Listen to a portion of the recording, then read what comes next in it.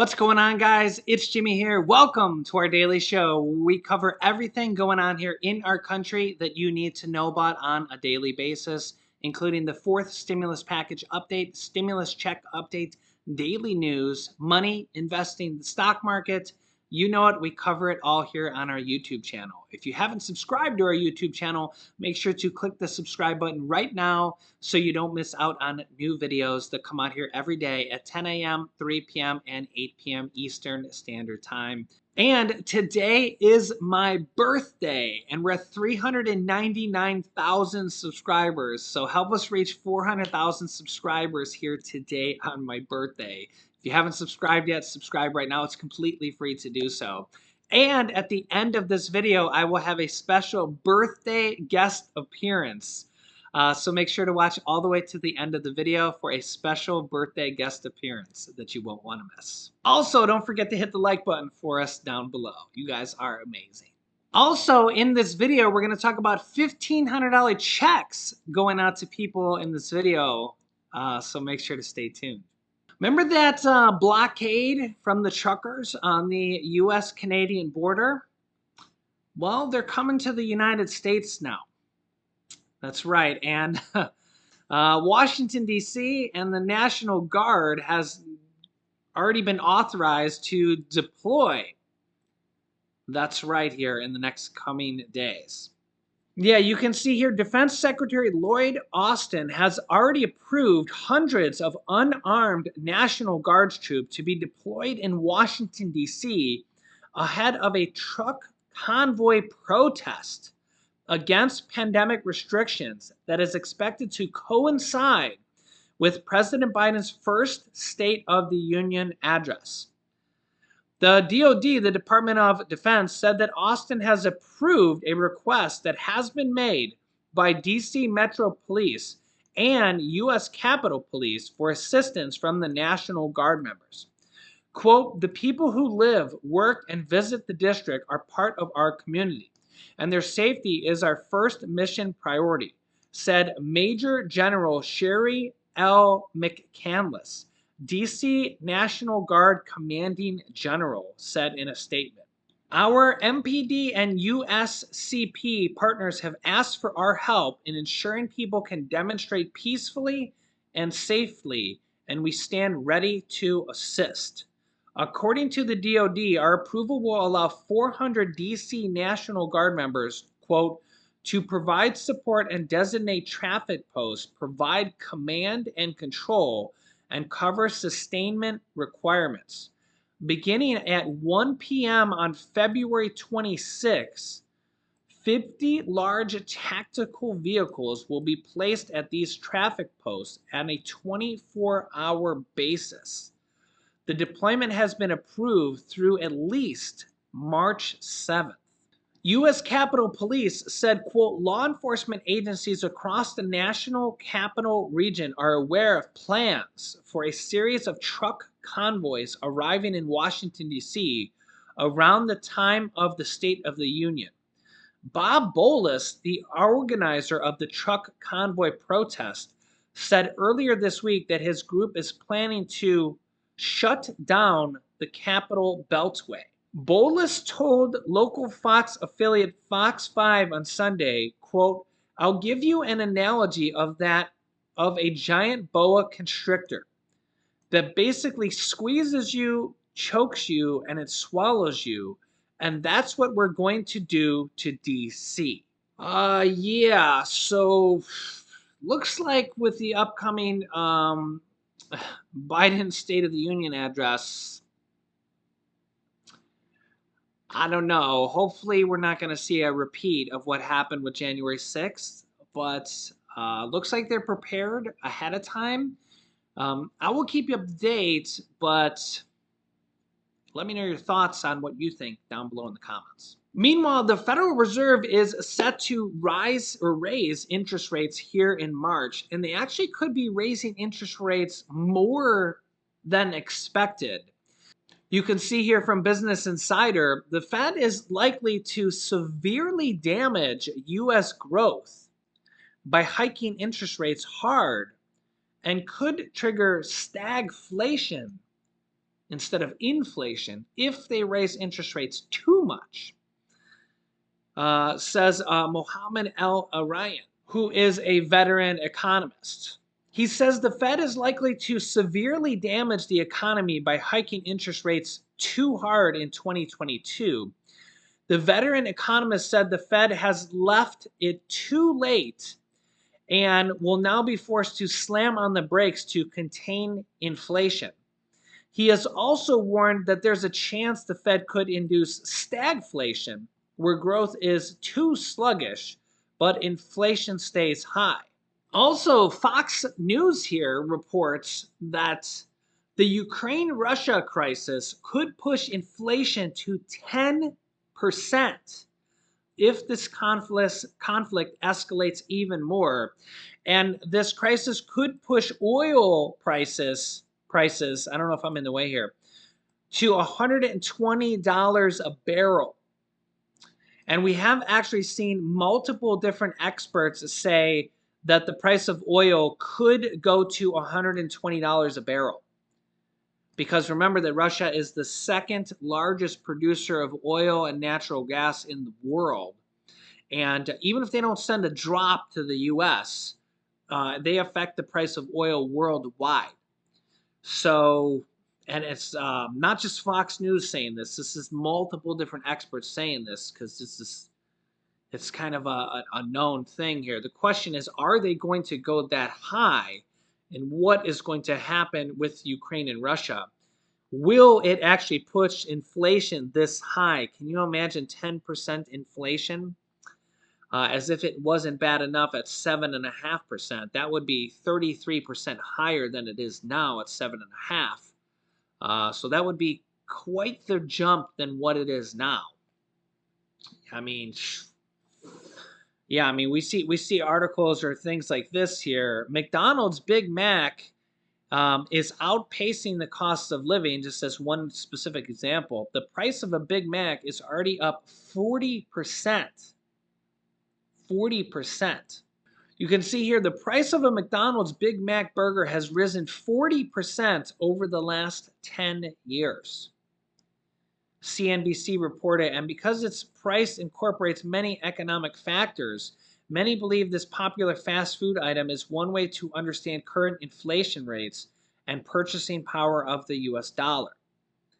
And it's not that McDonald's is price gouging. Because again, you could compare anything. You could compare the price of apples, the price of potatoes, the price of meat, the price of steak, the price of hamburger. And this is why this is such a big headline news. And this is why they're saying many believe that this popular fast food item is one way to understand current inflation rates. McDonald's has to pay rent. They have to pay electricity. They have to pay the $15 an hour minimum wage, or whatever they're paying their workers across the entire nation.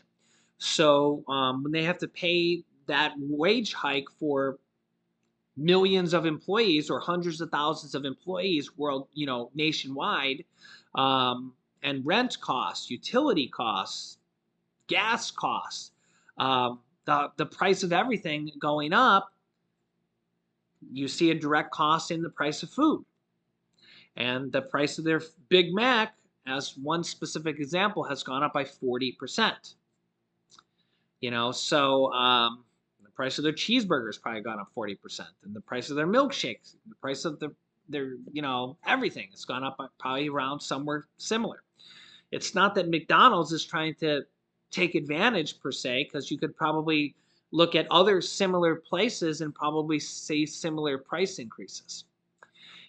So yeah, this is just kind of inflation at 101, right? It's just kind of how this is how it's affecting everybody, right? Yeah, and so this is why wages are going up too as well.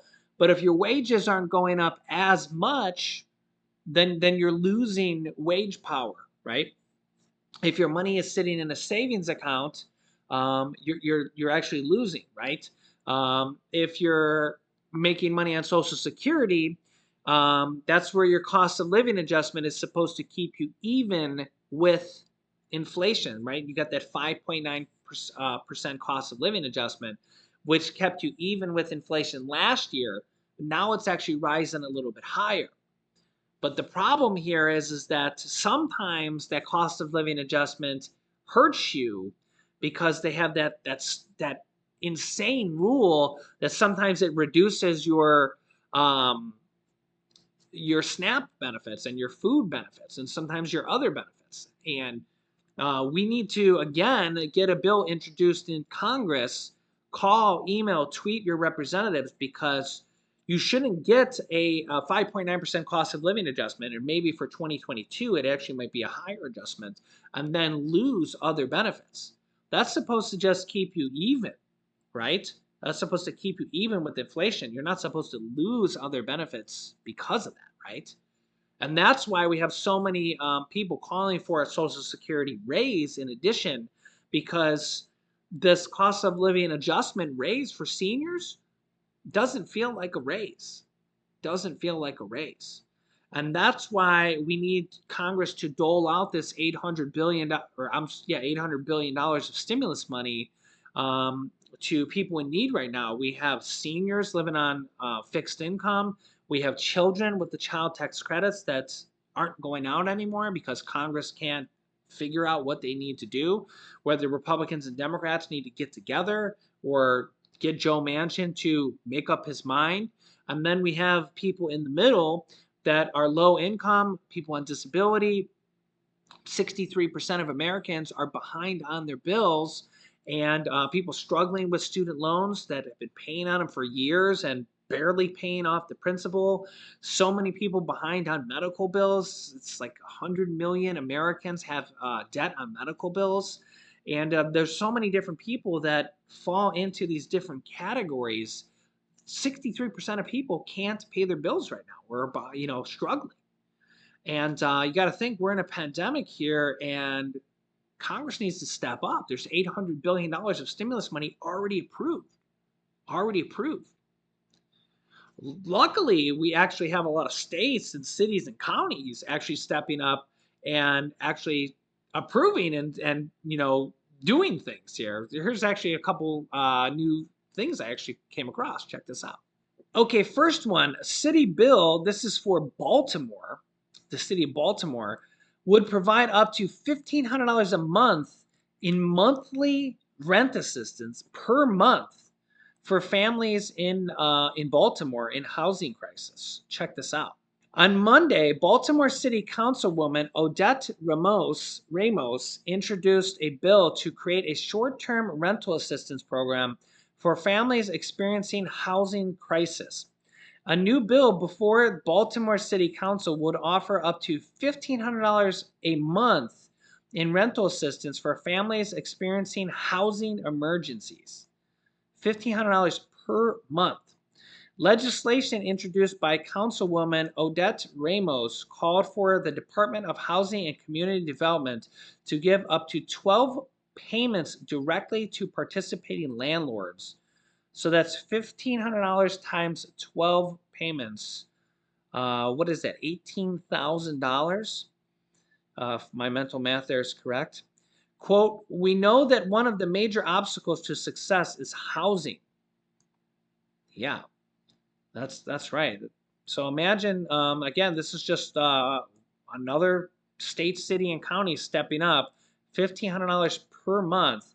Again, there's all sorts of cities, states, and counties that have rent assistance money.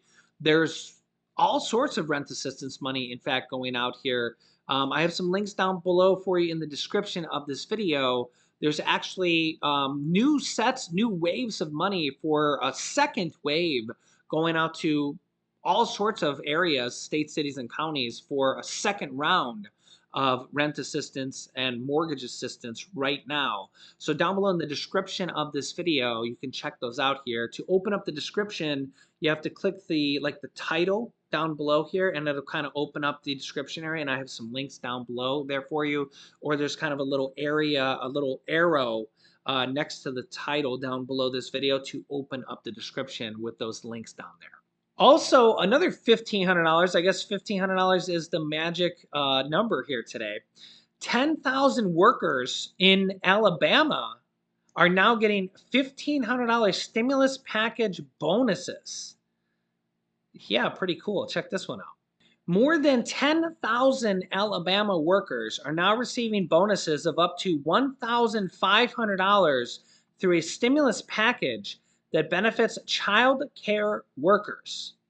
According to the Alabama Department of Human Resources, 1,278 child care providers, roughly 65% all in the business in the state, applied for and were approved for the grants.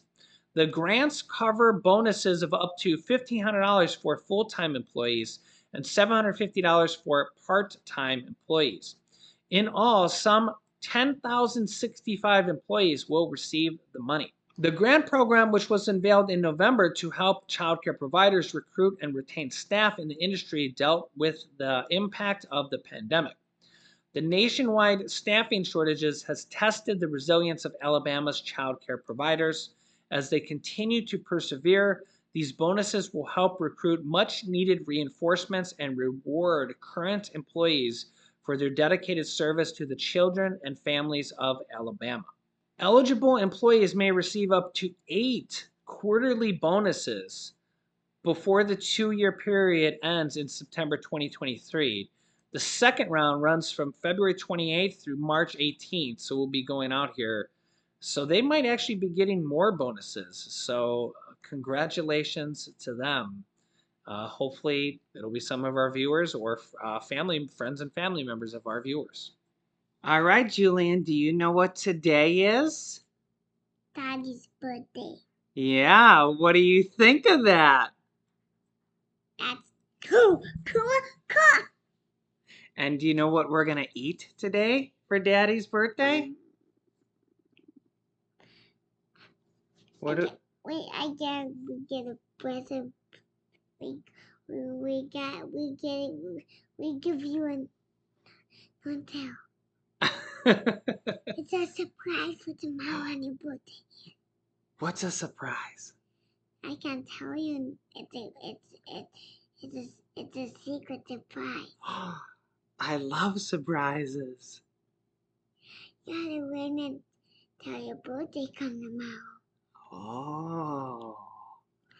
And we're gonna have birthday cake. And I'll give it to you after the birthday cake. If I'm good? Yeah. Have you been good? Yeah. If you're good, you'll get some birthday cake.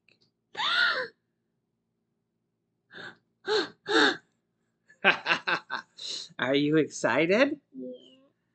Yeah. And we're gonna go out to birthday dinner later. So, are you excited about Daddy's birthday? Happy birthday to you. Happy birthday to you. Happy birthday, Daddy. Happy birthday to you. Yay! Do you know how old Daddy is? 55. What? 55? Yeah. Do I look like I'm 55? No. That's crazy. You little crazy little munchkin. And you are 66 old? 66?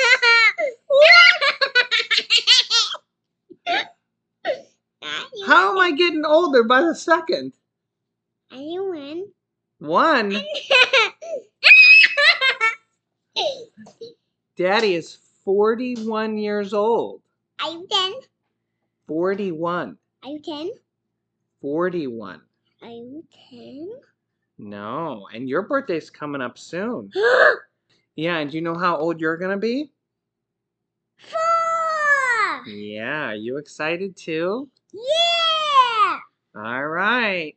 And say, make sure to subscribe. We're almost at 400,000 subscribers. We're at 399. Oh. I'll see you in the next video. And say, we love you. We love you.